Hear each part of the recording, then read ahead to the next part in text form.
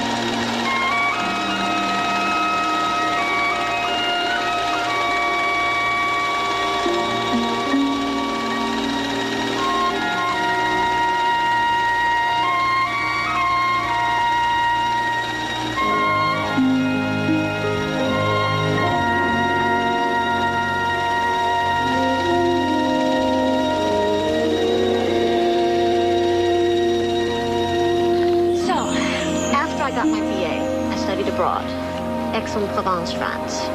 And it was great. But after a year, I suddenly got a revelation. I was an American. I was more of an American than I'd ever thought. And I just said to myself, I am not of these people. I felt that whenever I have to go to the valley. Well, it was more than just a matter of missing Walter Cronkite and peanut butter. I wanted to come back home and be a part of what was going on. Is your dad up? Isn't that cute? He knows I lived with a guy in France for 6 months. Old habits die hard. It's cute. You want to come in, Joe? I don't know. I don't think your father's that crazy about me. Yeah, he's that way with all the guys I go out with. Besides, I have so many questions I want to ask you about reporting. Where's my keys? Oh, here they are. I've got to start looking for my own apartment.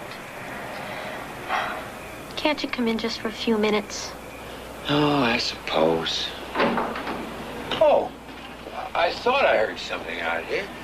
Hi, Daddy. Hello, Charlie. Hello, Joe. I was just up doing some reading. Well, Joe, do you want to come in for a root beer? No, thanks. Gotta get in early in my job. See, I've got this managing editor who works in a glass office. Sees you when you come in. Good night, Joe. Good night, Joni. Good night, Charlie. Yeah.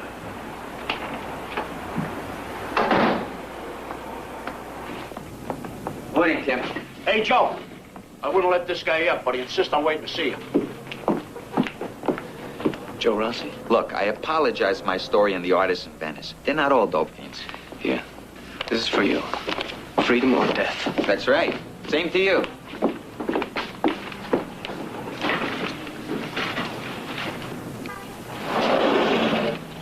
Who was that?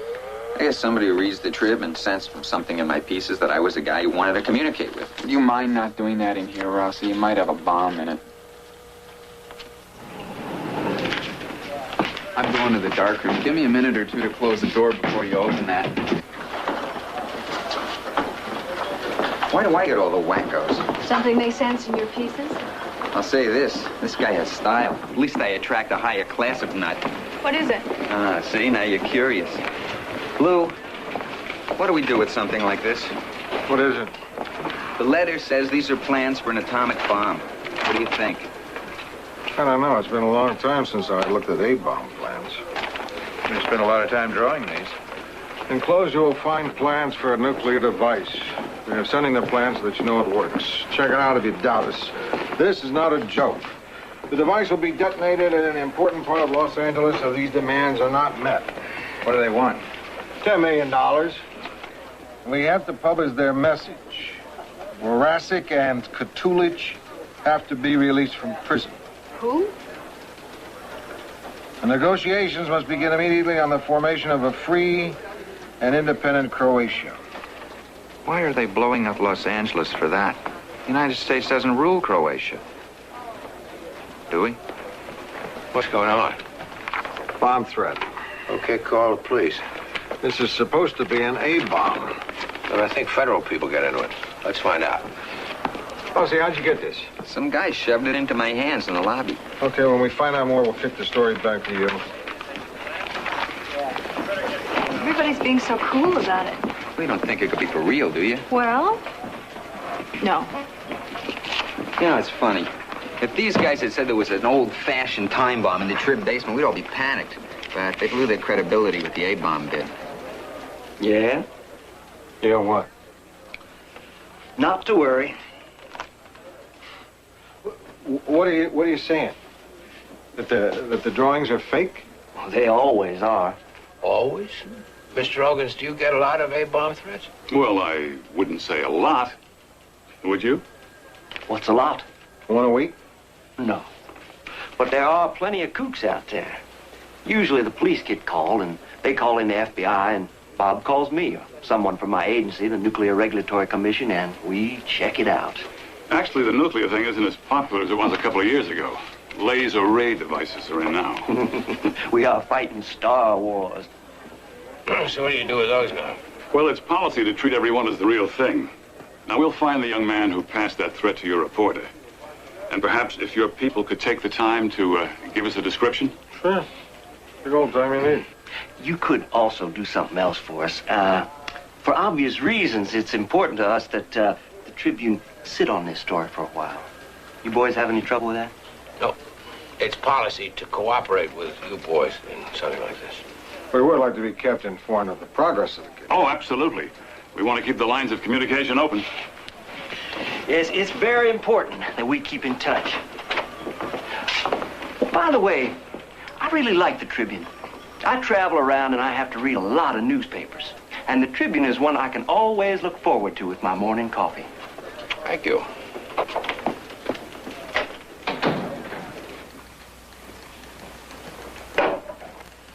Donovan, how's it going? Okay, Rosie, how's it going with you?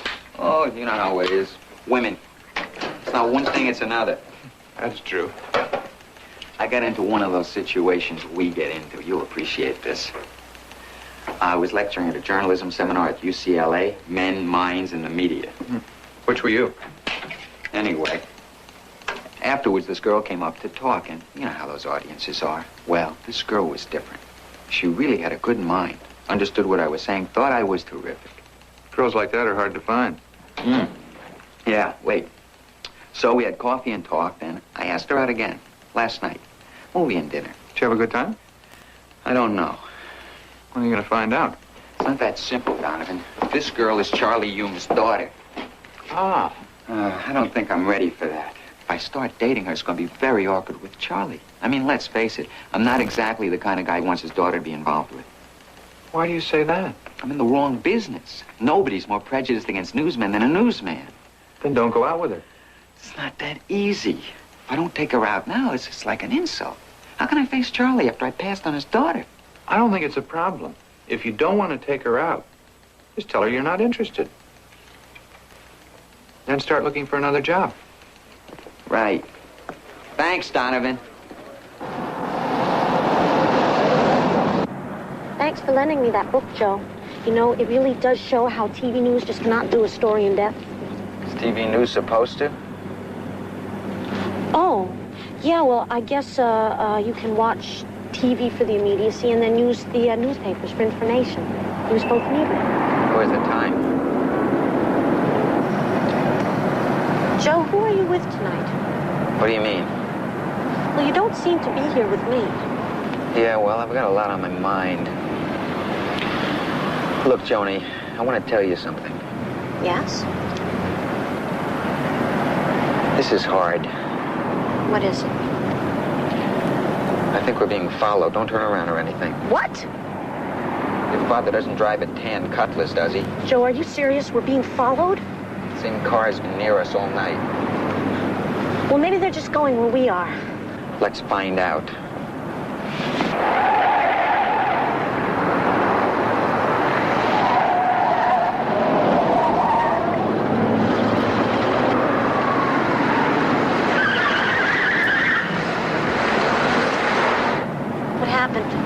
still with us. Who are they? Some nutty radical group made contact with me today. It could be them. In any case, I'm taking you home right now. Joe, do you get followed like this often? It happens. Boy, dating a guy in journalism sure is a lot more exciting than dating guys in comparative lit. Yeah, well, things do heat up sometimes. But what was it that you wanted to tell me? Oh, yeah. Look, right now, I think I just better take you home, and then I'll call and we'll talk.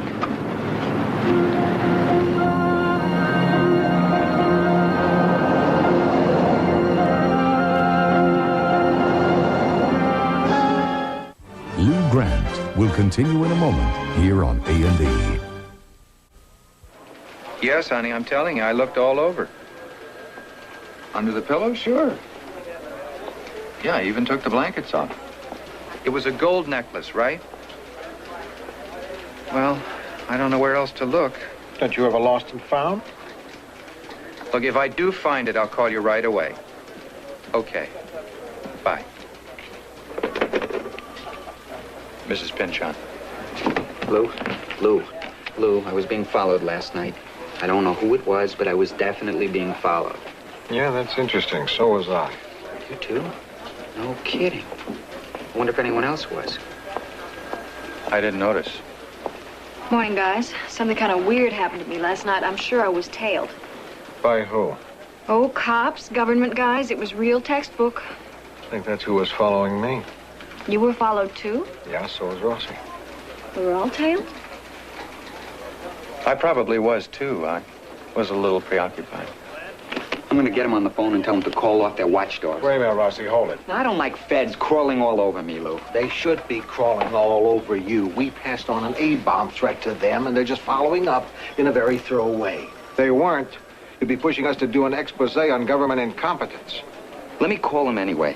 I'm going to ask them if they were tailing us, because if they weren't, I want them to know somebody is so they could tail them.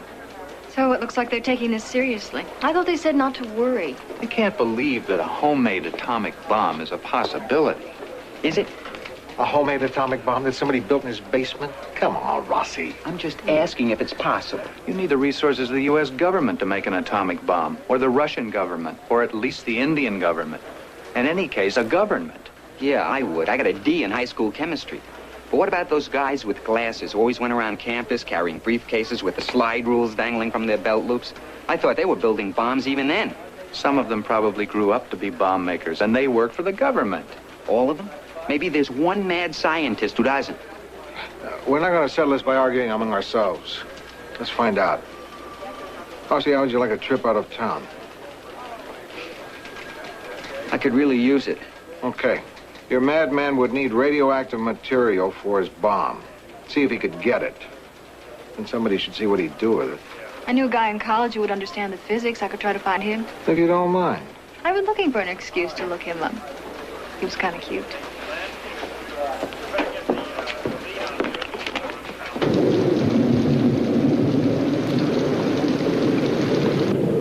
So, how can I help you, Billy? What did you want to know? Is an unofficial nuclear bomb possible? I thought you wanted to talk about us. Yes, it is. I don't mean theoretically possible. You mean, can a civilian with limited resources build one in his garage? That's right. No question about it. Absolutely.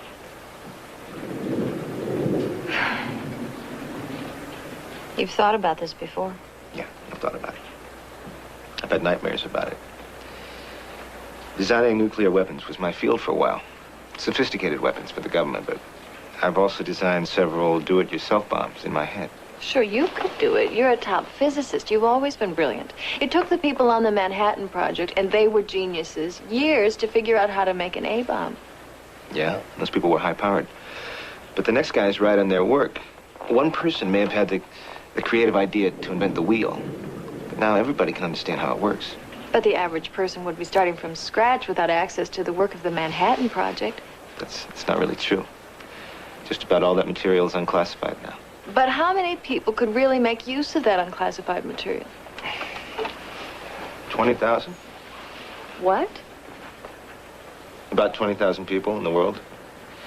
Several undergraduates have designed A-bombs for class projects. Suppose one of those 20,000 people who could do it is a little crazy. Jack, you're starting to make me nervous. Well, what's saving us is that you need fissionable material to make a nuclear bomb. The stuff is hard to work with and even harder to get. Of course, we know an unofficial bomb is possible, so that's why security on the uranium and plutonium is so tight. No, I'm not worried about some nut stealing plutonium from my plant and making an A-bomb in his backyard. Could it happen? Well, I'm not losing sleep over it. Honestly, it's just not a real problem. The security around here looks like it could keep out the average prowler. But could a chain-link fence and a couple of guards repel a determined assault? No. We could slow them down quite a bit, but we couldn't keep them out. That doesn't worry you? No. See, our big problem is safety. Making sure that we don't have an accident or that we don't contaminate the countryside. That's what we spend our money on, because that's what the public is concerned about. And rightly so. So you don't believe plutonium can be taken from your plant? No, I didn't say that. I said I wasn't worried, because there are too many ifs. Sure, if you knew what you were doing, and if you weren't greedy, and probably if you were crazy, you could slip plutonium out of the plant in minuscule amounts and it wouldn't be detected. How's that? Well, if you worked in the plant and took the same tiny amount, say, in a salt shaker in your lunch pail each day, it wouldn't show up. Maybe. But we'd check out our people very carefully. So right now it's known where every drop of plutonium is? Well, I think in this plant, within a reasonable margin of error at this moment, yeah. What about not in this plant? Well, naturally, there is MUF. MUF? Materials unaccounted for. Look, we're really on top of this. The fact that we can state that small quantities are missing proves how carefully we're monitoring it. How much is missing? Relatively little. Enough to make a bomb? Oh, enough to make several dozen bombs. And that doesn't worry you? No. Because take the worst case. Say the stuff is in the hands of someone evil. Well, what are they going to do with it? It would take a whole Manhattan Project to build an atomic bomb. The picture I get is that you could build a bomb if you could get the fissionable material, but there's no way you could get hold of the stuff.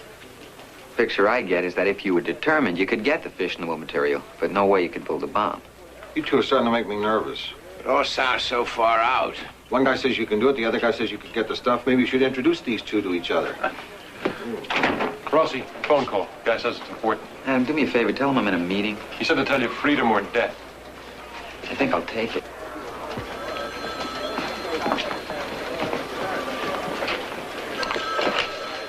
Line 4.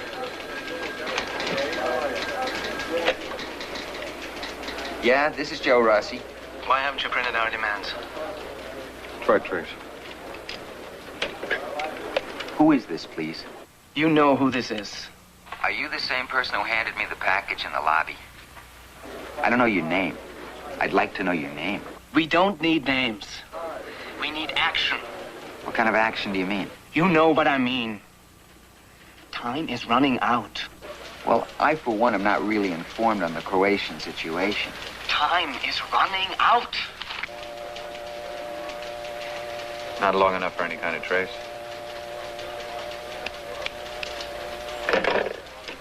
You mean I could make an atom bomb in my garage? And your kitchen. You'd need a few things you probably wouldn't have in your cupboard because chances are the uranium you have would have to be changed to get it into a form that's easier to work with. You'd need a lab furnace, some hydrofluoric acid, flasks, crucibles, other hardware. The most expensive item would be the lab furnace. It could run you a couple $100. You better figure $300 or $400 for all the equipment. And how much for the insurance policy in case you accidentally blow up Pasadena? Well, you'd be atomized too, so you probably wouldn't care. Oh. Jack, in the late 60s, the AEC discovered someone was missing 15 kilograms of uranium UF6. It turned up in a freight room in a Boston airport. Now, what if you could get hold of some misplaced UF6?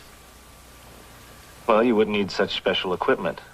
For the heating part of the process, your stove at home will do. Jack, I didn't come to see you. And we didn't invite you over here to ask you all these questions because we got into this subject by accident. These are some copies of plans we received at the trip. I copied a few pages of the drawings before the feds came. I don't know if there's enough here for you to tell about this thing.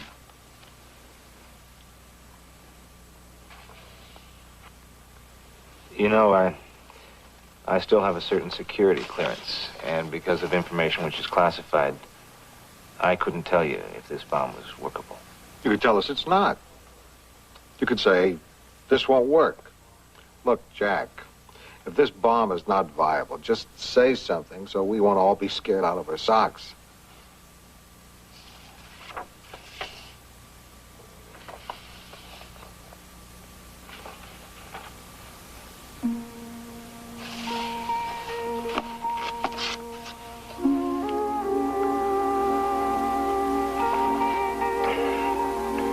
Lou, can I have another beer?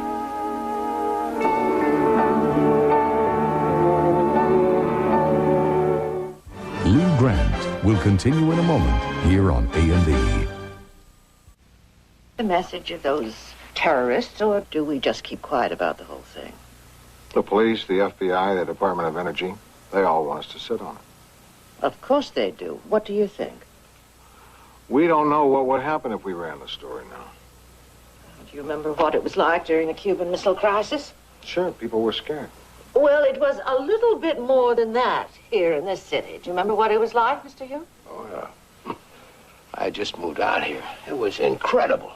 Supermarket shelves stripped bare by people who were hoarding.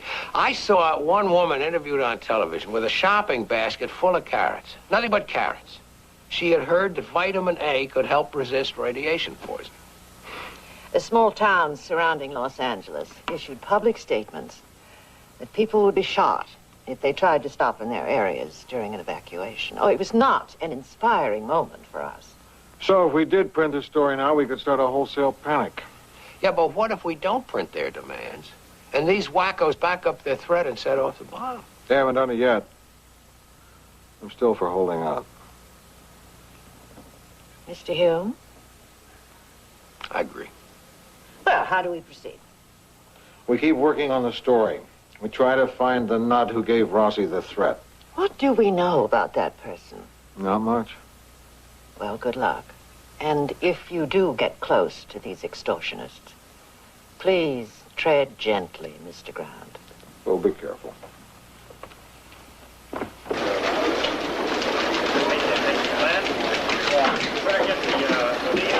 Hey, Marty, thanks for calling back. Got a few minutes before your next class? Okay, I'll make it short. I need a quick history lesson. Hi. Oh, just a second, Marty. Hi. You drove off the other night before I had a chance to give this back to you. Oh, I meant to call, but things started breaking here. I know. Look, this is kind of a bad time. Why don't we meet for a drink later? That would be nice. Okay. Have you seen my father anywhere? I'll see you later. The bomb that destroyed Hiroshima was 20 kilotons. Perfectly lousy 1 kiloton atomic bomb. A fizzle set off in the center of UCLA could wipe it and about 30,000 people off the skyline. Oh. Somebody could be driving up Wilshire Boulevard right now in a beat-up station wagon, picking his target. I just feel that I should warn all these people out there. To do what? You're right, there's nothing they can do. The population of Los Angeles can't move to Utah till this is over. Jack, this is so horrible. For 5 years, I tried to design better nuclear bombs because I thought if we made the damn things destructive enough, their use would become unthinkable. So, I designed Maverick, which I named after that TV show I liked as a kid. 1,000 times more powerful than the Hiroshima bomb. And I designed Snoopy, which could fit in a suitcase. Very clever. But I realized I'd been a complete idiot. How? Because I was so naive about people. I mean, sure, the destructiveness of nuclear bombs would deter most people from using them. But this world produces too many people who don't live by that kind of logic. There are people out there who would push the button, and I may have made it a little more likely that that will happen. Something I accomplished before I was 30. I just feel so hopeless and lonely. Jack, let's have dinner together tonight. Okay. Pick a place, and it's still standing this evening. We'll go there. I'm sorry. It's nervous tension. I don't feel so hot myself. I don't want to be alone either. Croatia is south of Slovenia and north of Bosnia. What's that from, The Lord of the Rings? It's a map of Yugoslavia, and it's very real to the people who live there. The Croats. Yeah. Croatia had been part of Hungary, but was semi-autonomous. And after the First World War, they drew up a new map, and the Croats found themselves part of Yugoslavia. Not happily. Very unhappily. In fact, in 1934, a Croat assassinated King Alexander, but that didn't make things any more fun for the Croats in Yugoslavia. They want to keep their autonomy. Right, exactly. I talked to a lot of Croatians. Some were very militant, but I didn't feel any of them were capable of something like this. Who would be? You don't know these people are really Croatians. They could be simple extortioners using their Croatian struggle as camouflage. They could be anybody. None of this is getting us any closer to the guy who gave the bomb threat to Rossi. Well, have you got a minute? Yeah, keep digging. Beats just sitting around waiting to be atomized. Come on in my office. All right, Joey. You hear from the feds? No, I haven't heard a thing. What's wrong? What would you do if your daughter was going with a reporter? You're kidding. Joni? Uh-huh. Oh, gee, Charlie. Oh, come on now, Lou. You have 3 daughters. What if one of them was getting serious about a newsman? I don't know. It's kind of hard to picture. Try. Well, I don't think any of my girls would. They're too smart. But if one of them did, I guess it would depend on the newsman. Thanks a lot. Well, what did I say? Who is it? Our young friend out there. Donovan? Oh, well, he's not a bad guy. I know every time he takes a long lunch, you'll be thinking... Donovan. Well, who could it be? The other one. What other one? Rossi. How does it happen, Lou? You feed them when they're babies. You nurse them when they're hurt or sick. You try to get them the best education possible. You endure them in adolescence. You get to know them better in college. And then they come home one night with a reporter. Damn. Charlie, we were reporters. Yeah, you remember what we were like? Oh, I'm stumped, Lou. I've never interfered in Joni's relationships with men. Didn't you tell her you'd disinherit her if she kept on living with that artist in France? Well, he was a very flaky guy. He was French. Didn't you tell her she couldn't go with that motorcycle racer when she was going to Stanford? I didn't like her riding on the back of that thing at 90 miles an hour. Do you know the statistics on motorcycle accidents? Didn't you ground her when she stayed out late with that guy in high school? It didn't have anything to do with the guy. Although he was kind of weird. Charlie. I never interfered. I tried, but she would never listen to me. If I try to tell her something now, she won't listen. I could send Rossi on indefinite assignment to Sacramento. Nah, that'd never work. I wonder how he'd like to be Moscow bureau chief. Lou Grant will continue in a moment here on A&E. Is this anything? Break-in at an airline ticket office about 4 weeks ago. So? Well, no money was stolen, but somebody had used the computer. Didn't Jack Ridgway say that access to a computer would help somebody trying to design a bomb? Yeah. Very good. I want Rossi to stay on what he's doing. Give this to Billy when she checks in. Hey, Donovan. What do you think? You think there's someone out there driving around with an A-bomb in his back seat? I don't know. That's almost too big to think about.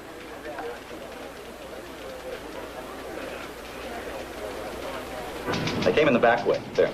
I see. And there was actually money in the office at the time? In the safe, sure, but they went right past it. Could they have tried to... Sorry. Oh, pardon me. Tell me, could they have tried to crack the safe and failed? Police didn't think so. It's not really a very sophisticated safe. We don't deal in large sums. And it showed no signs of being tampered with. Could this have been a case of industrial spying? Could they have been after wreckers instead of money? Nothing like that here. What do you suppose they were after? They used the computer.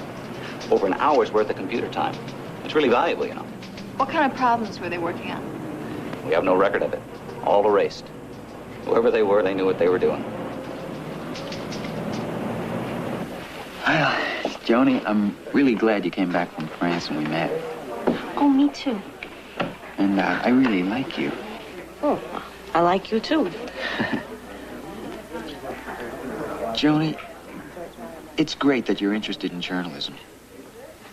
But one of the things you're going to learn is that this business is very tough on relationships. Right. That's the hell of it, I know. You do? I'm a newspaperman's daughter. I mean, relationships, they get all bent out of shape. It's part of the price that you have to pay. That's right. I know what you're feeling right now, Joe. You do? My father told me all about the big story that you're on. Oh. Boy, the whole thing is so sick and rotten. I mean, I don't want to be blown out of this world. I haven't even had a chance to be a reporter yet. You will. Well, if there's a city left to be a reporter in. I mean, you feel so helpless and so hopeless and scared. It's like the whole world is spinning crazily out of control, and it can be such a beautiful world, Joe. I went to the beach this afternoon. I watched the surf rolling in for miles up the coast. The clouds scudding along the horizon, sailboats out on the ocean. And then I drove into town as it was getting dark. The LA skyline with the lights on and all the big new buildings. It was so dazzling I started to cry. What? What? Oh, what is it you were going to tell me about, journalism and relationships? I'm sorry I got started on all this. Please, go ahead. Oh, yeah. Well, we'll just have to take it a step at a time.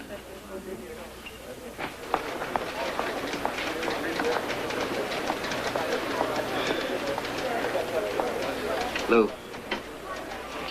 Lou? I think I got something. What is it? The group surrounding the consulate building shouting slogans in Serbo-Croatian and English. Tito must go and freedom or death. That was your man's message, right? Freedom or death? That's right. What else does it say? What's the group? They call themselves the Ides of March. Ides of March is just March 15th. A group of Croatians were killed trying to hijack a plane on that date last year. I called Croatian groups all across the country. Some of them knew the name and got very upset. They disavowed any relation to these Ides of March people. Doubted they were even Croatians. So you think this crazy group is planning an anniversary celebration this year, maybe with a big bang in it? I don't know. What do you think? Hey, fellas, I wish you'd figure it out. Today's the 14th. 15th is tomorrow.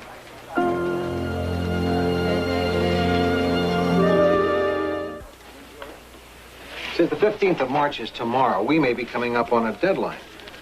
Has that date been mentioned in any of your communications with these people or this person? No.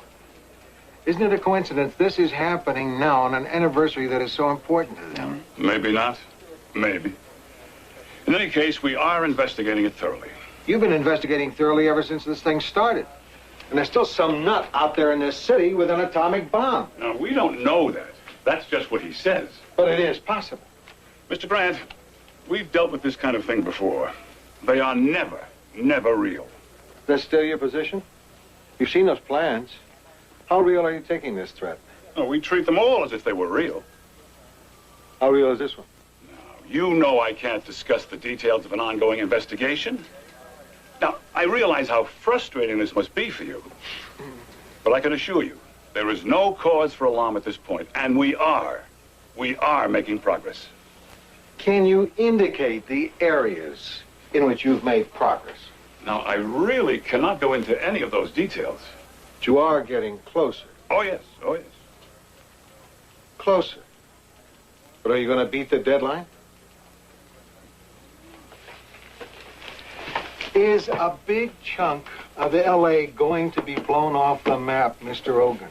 Mr. Grant, I really cannot go into any of those you can't go into those details. Well, I'm glad that you appreciate that you understand it.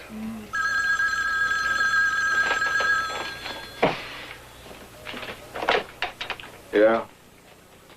Just a minute. It's for you. Ogans. Yeah? When? How many? Okay, I'm on my way.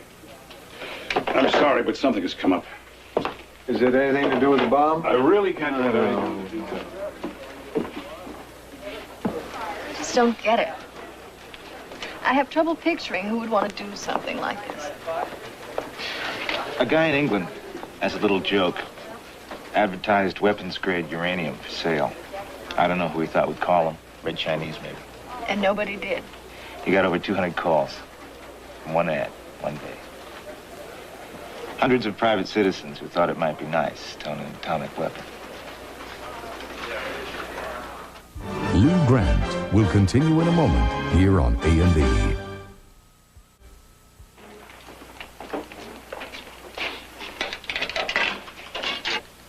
Oh, Charlie, I'm sorry. I didn't see you were here. It's okay, I was just deciding. Oh, go ahead. No, go.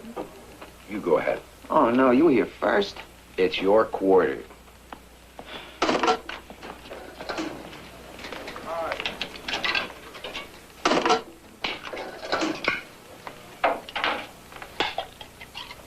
Look, Joe. I know that you're dating Joni, as you know. I know. And this is 1979, and I am, after all, managing editor of a major metropolitan newspaper, so I have a pretty good picture of what things are like today.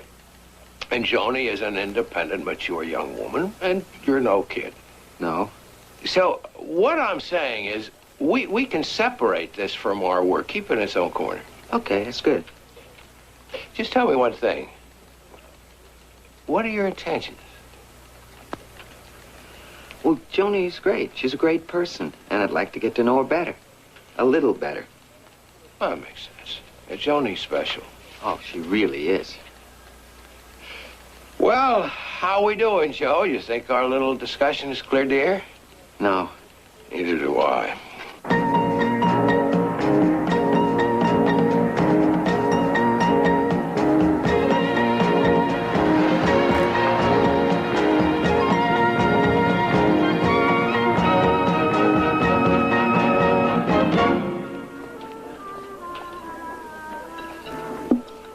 Joe, I must seem so young to you.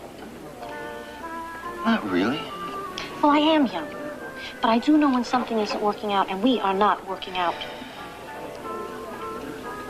There's someone else, isn't there? Yeah, there is. Okay, well, that's what I thought.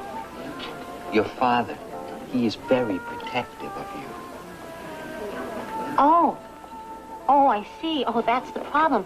That you work for Charles Hume, and Charles Hume is my father. Well, yeah. Well, problems have solutions.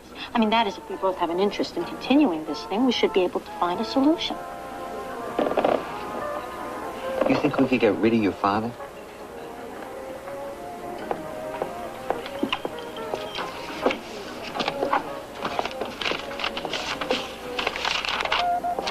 Contact, I gotta move. Do me a favor. Go up right now and tell Lou and Charlie, and tell them the note says no cops. Yes, Joni. Okay, I've got it. Yeah, thank you. Russie's on his way to meet the terrorists. Now, they said no cops. Aren't the feds still following him?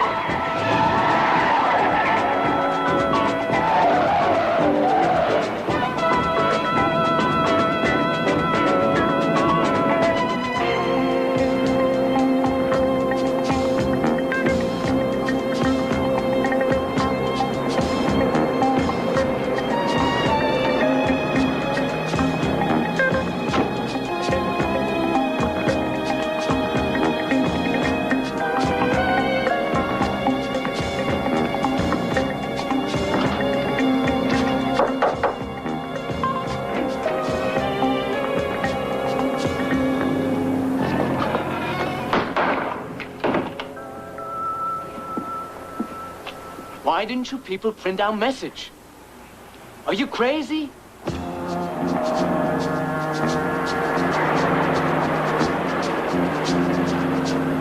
Don't you people care if Los Angeles gets blown up? Don't you have a sense of responsibility? There is no bomb, is there? You designed one on paper to make your threat convincing, but now you have nothing to back up your demands.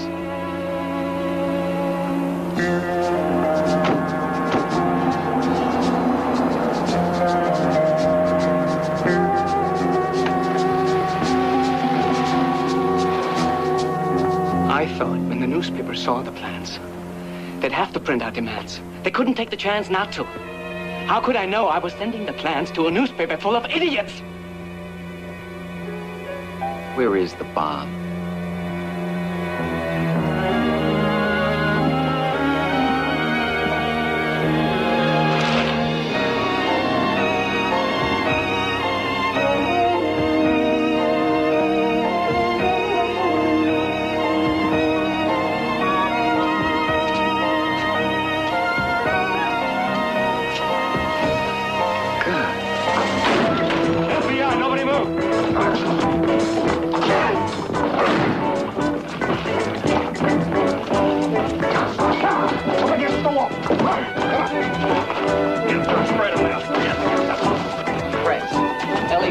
Joe Rossi, I'm a reporter. Will you just look inside? Call my editor, Lou Grant. So will you look in my pocket? Come on, man. Just look inside.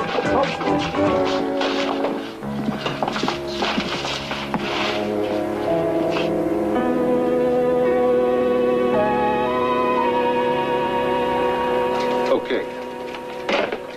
It's over. They got everyone. What about the bomb? They got it, too. So there was a bomb? Yeah, but it wasn't armed with nuclear material. The whole bomb threat was really phony? In a sense. What bomb threat? Somebody was threatening to blow up a part of L.A. with an atomic bomb. Really? No, but it wasn't loaded or workable. I guess not. You need a whole Manhattan Project to build an atomic bomb. And he's a well-informed person. Doesn't affect him. He's in financial. So we'll run a story about this, and that's how people will react. They'll never know how close we came. How close did we come? We just got a call on this. The Fed stopped an attempt to steal some weapons-grade plutonium from a truck parked outside a coffee shop in Arizona. Is there a tie-in? Ogum said he couldn't go into details. I think that means we came pretty close. Jack, we're off the hook. I guess we are. For now. Yeah. So long, Lou. So long, Jack. What else have we got for the first edition? Well, we had a 4-car pileup on the Harbor Freeway, and the city council is deadlocked over bike paths for Hancock Park. Jeez. We really could use that bomb today. So let's see each other before the next end of the world.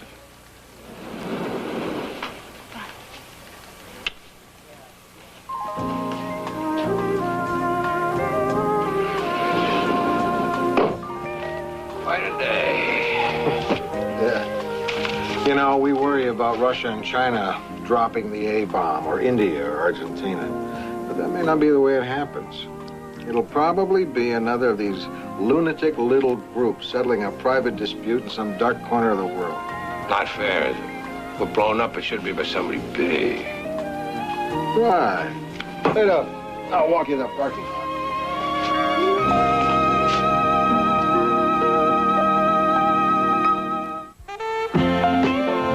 Take a trip on the beat with the cops who bring crooks to trial on the critically acclaimed crime show Law and Order tonight. Now, an officer is killed and Internal Affairs is on the case. Martin Balsam, Kim Hunter, and Jack Carter star in Police Story. Next on A&E.